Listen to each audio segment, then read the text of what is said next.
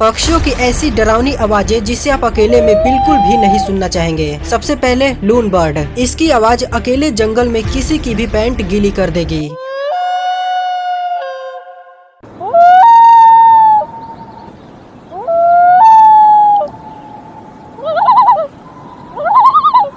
Next laughing कुकाबूरा, इसकी आवाज तो आपके घर में ही गीली कर देगी।